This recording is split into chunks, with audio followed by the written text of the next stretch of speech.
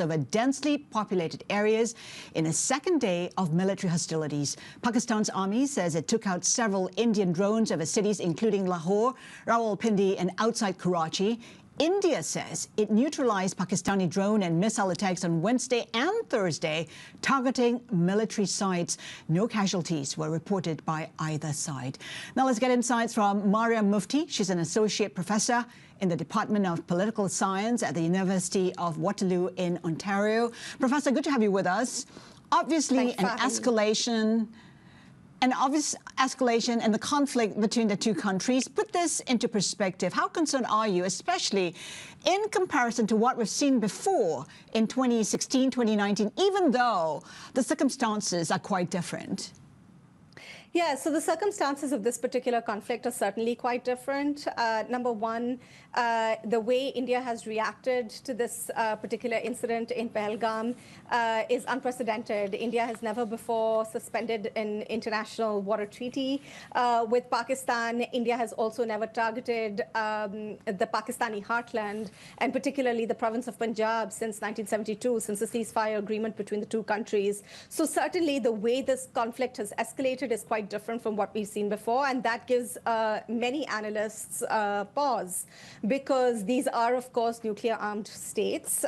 These are countries that have domestic political constituencies that will not be satisfied without action. And we have constituencies on both sides and leaders that are leading hyper-nationalist foreign policies. So at this stage, it's hard to see a de-escalation, but might there be an off-ramp? Might there be an opportunity for that de-escalation? Perhaps there is an opportunity, right? So India claims that it has carried out strikes, very precise, well-thought-out strikes on 9 terrorist infrastructure sites in Pakistan, and that this was a calculated move by the Indian military. The Pakistani military is, of course, claiming that, well, they have downed Indian fighter jets, including the superior Rafale fighter jet. It is also claiming to have shot down several Indian drones. So is it possible for the Pakistani government to claim that the losses that it has inflicted on India is enough of a response to what India did just 2 nights ago? This presents a situation where a possible off-ramp could occur for both sides. Both sides could claim victory of a kind and cool the temperatures. You know, we talk about that Indus water treaty that was suspended. Give us a sense of how significant that is, because I think a key takeaway is that Pakistan's ego was dented in the process. Absolutely. So in 1960, a water treaty was signed between India and Pakistan that shares the waters of the river Indus, the headwaters of which are in this disputed territory of Kashmir. This river is a lifeline for Pakistan and absolutely critical for Pakistan's 250 million strong population. It is used for Pakistan's agrarian economy, it is used for industry, it is used for sustenance. Without this water, Pakistan really cannot survive. Now, India is upstream, and by virtue of being upstream, India can dam up these waters and divert them towards northern India and deprive Pakistan of its principal water source. Further downstream, this river has 5 tributaries that are also, the waters of which are also shared between India and Pakistan. In 1960, this treaty that was brokered using technocratic expertise without securitizing the issue of water is a treaty that has lasted several decades, despite the fact that peace talks between India and Pakistan have continued to fail. So this is a very, very critical treaty. Now, in 2024, India did signal to Pakistan that it would like to renegotiate and renew the terms of this treaty, citing demographic needs and changing demographic needs. So the suspension of this water treaty is quite the reaction from the Indian government, but perhaps it was one that it was pondering since last year. Earlier, you talked about how it is a big concern, given that both sides are nuclear powers. On a scale of 1 to 10, how would you assess or rate the risk of perhaps Pakistan resorting to strategic weapons in this conflict? I mean, I don't think that at this point that is what the Pakistani military is contemplating.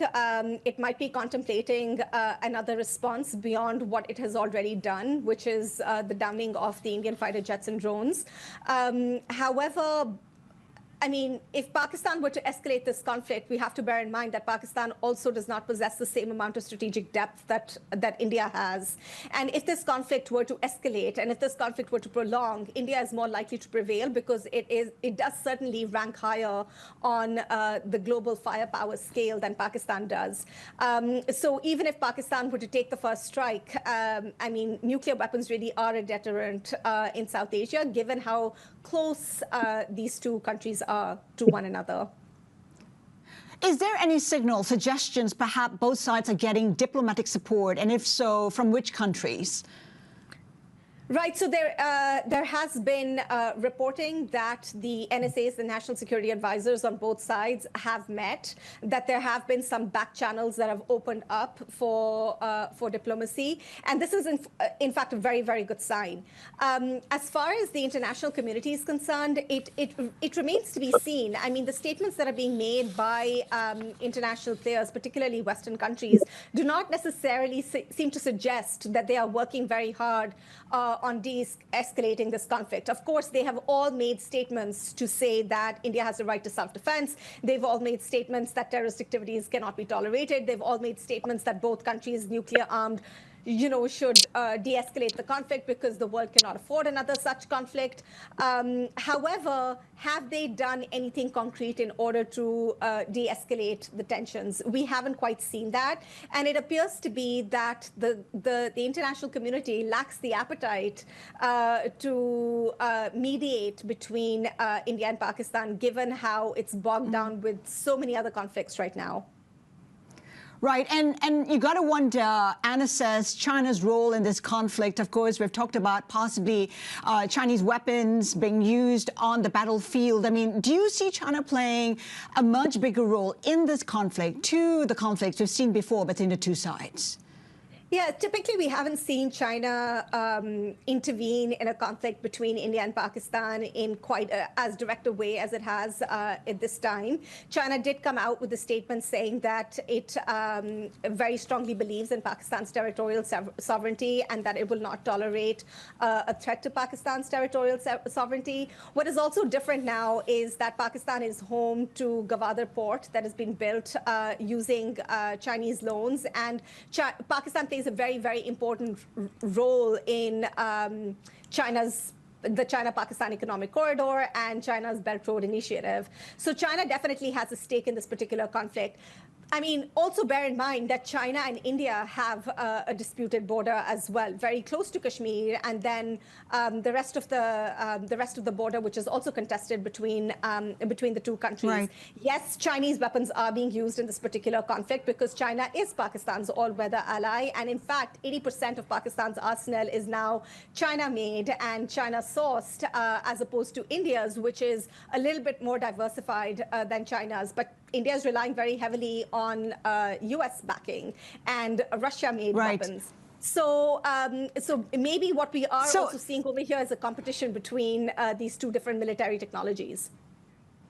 High stakes for China, high stakes too for the U.S., except that we've yet to hear the U.S. say it will back India in this conflict. The most we've seen is what we heard from President Trump, who said that it is a shame. But that has been the extent of that response. That's right. I mean, President Donald Trump has not come out making any strong or powerful statements in support of India.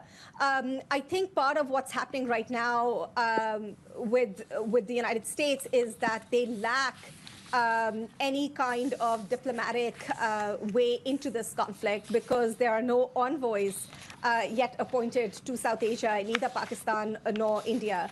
The United States also is lacking a South Asia foreign policy and a South Asia strategy ever since it's pulled its forces out of Afghanistan. And I think America has been caught on its back foot.